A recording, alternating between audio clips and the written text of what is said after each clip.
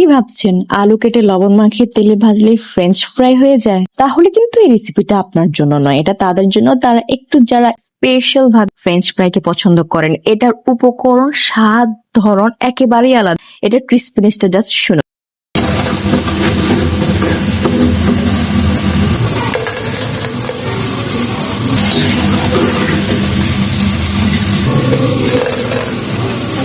চলে যাওয়া যাক মূল রেসিপিতে। প্রথমেই আমি ফালি করে একটু মোটা করে আমি আলু কেটে নিয়েছি। এরপর হলুদ আর লবণ পানিতে আমি ভালো করে এটাকে 3 মিনিট সিদ্ধ করে নিয়েছি। ঠিক আছে, একদম বেশি নরম না, একদম বেশি শক্ত না, 3 মিনিট আমি সিদ্ধ করে নিয়েছি। বাকিটা তেলের মধ্যে সিদ্ধ হবে। এরপর আমি এটাকে পানি ঝরিয়ে নামিয়ে নিয়েছি।